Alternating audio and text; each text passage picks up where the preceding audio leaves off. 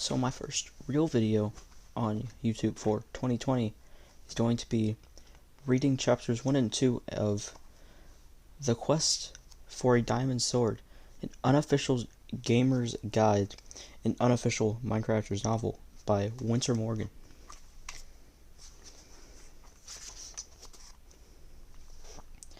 Life on the farm. Steve wasn't a risk taker. He lived a simple life on a flourishing wheat farm, where he grew carrots, potatoes, and pumpkins, and bred pigs. Afternoons were spent talking to Elliot, the blacksmith, or Avery, the librarian, who lived in the nearby village. In the village, he'd trade wheat and coal for emeralds. He used the emeralds to adorn the walls of his home, yet that morning, he decided to head to town and exchange some of his extra emeralds for iron. Steve wanted to craft iron armor. Although he never planned on using it, he was cautious and he knew it was important to have armor. He also liked crafting things. Elliot was in his shop when Steve arrived and said, "Hi, Steve. Looking for more emeralds?" "No." Steve took out the emeralds. "I have too many. I'd like to exchange them for iron ingots." "What are you going to do with iron?" Elliot asked, as he gave Steve the blocks. "Build another golem? You were so nice to build that for our village." "Thanks, but I want to craft armor," replied Steve. "Are you going on an adventure?" Elliot couldn't believe his ears. Steve was the last person he'd expect to want armor to go on an adventure. "I hope not." Steve smiled. "I just thought it would be good to have in my inventory." "Enjoy crafting, Steve." Elliot gave him the iron ingots. On the way home, Steve ran into Avery the librarian, who said, "You should come by the library, Steve. We have lots of new books in." "I can't today," he told her. "I'm crafting armor." "How exciting," exclaimed Avery. "Are you planning an adventure?" "You know me," Steve remarked. "I like to stay out of trouble and stick close to home." Sometimes people don't plan adventures. They just happen. Avery had read every adventure tale in the library. She loved those stories. "That's true," Steve smiled at Avery. "But I'd rather just keep the armor in my inventory and read about adventures in books." Steve crafted his iron armor. He tried it on and walked around his house. "I must look like a warrior," he said to himself as he put the armor away and took a short walk before dusk. Steve would never venture out at night. He knew that was when creepers could attack him. His farm wasn't far from the water, and he walked over and looked at the enormous blue ocean as he wondered what lands might be on the other side. He had never hopped on a boat to find out. If Steve had an adventure story to tell, it would be about the time he once tamed an ocelot, lost in the vast, unexplored jungle, surrounded by bushes deep in the jungle biome. Steve spotted an animal racing past him, toward an overgrown patch of grass and weeds. As the animal's pace slowed, he came out of its yellow fur covered in black and brownish spots. It was a wild ocelot. The ocelot's piercing green eyes stared menacingly at Steve. Steve's heart skipped a beat. He wanted to tame this wild beast. He offered the feline raw fish, which the hungry ocelot eagerly accepted. With each bite, the ocelot transformed into a tame animal. Slowly, the cat's skin took on a ginger tone, until it resembled a typical tabby cat. The ocelot's tail shrunk, signifying it was no longer feral. Steve named the ocelot Snuggles. He'd be the first to admit he felt safer on the farm with Snuggles. As everyone knows, ocelots scare off creepers. Steve was afraid of creepers. Steve knew that if you were careful, you could avoid running into any creepers, skeletons, spiders, silverfish, zombies, and other hostile mobs whose sole purpose was to attack.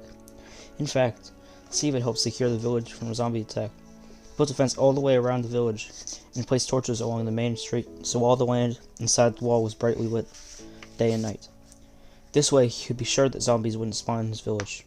As Elliot the blacksmith mentioned, Steve had also built an iron golem to protect them.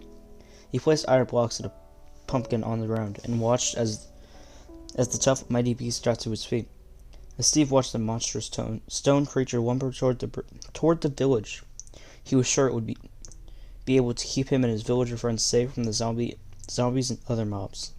When he wasn't protecting his home from predators, Steve spent his time making coal out of wood.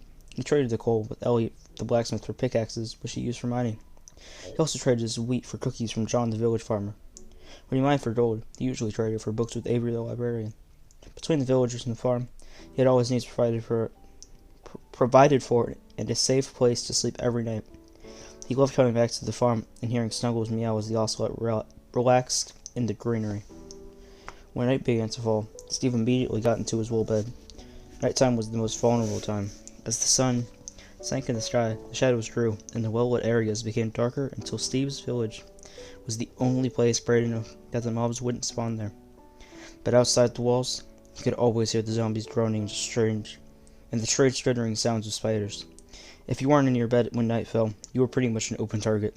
But a well-lit bed would keep you safe until daybreak. When dusk approached, Steve was always safely in his bed at the farm.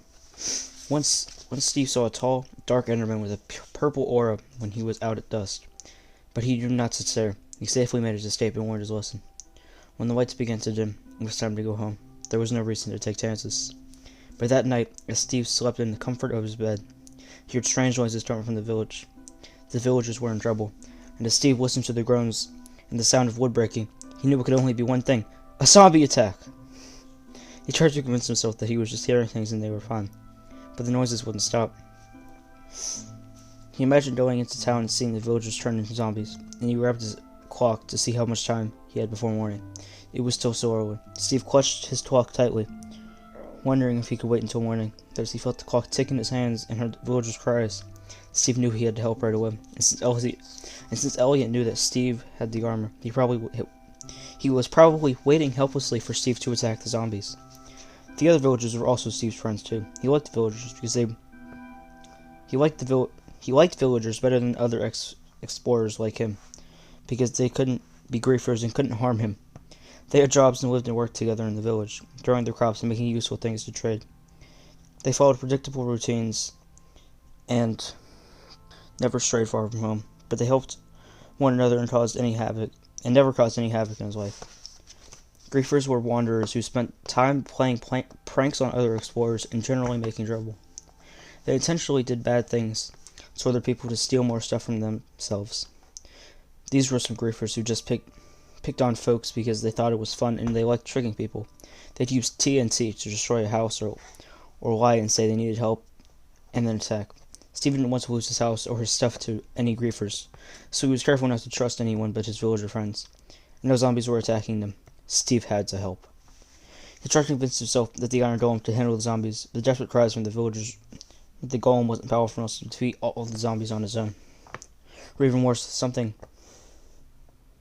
had happened to the stone creature. Steve thought of Avery and the books he had gotten from her.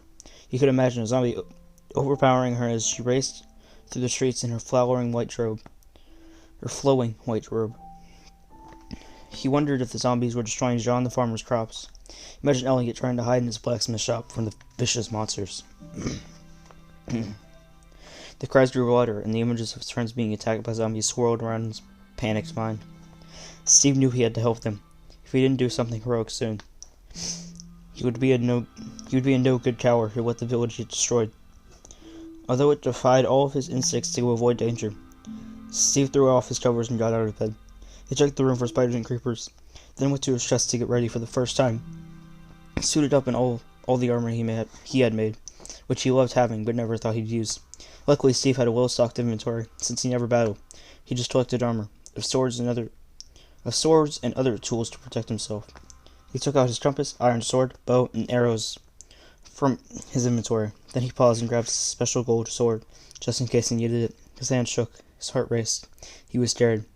It was a moment Steve had always feared, and now he was living it. I know I said I was going to read chapter 1 and 2. That was much longer than I expected, so we're just going to read chapter 1 today. Looking out tomorrow for chapter 2. See you later.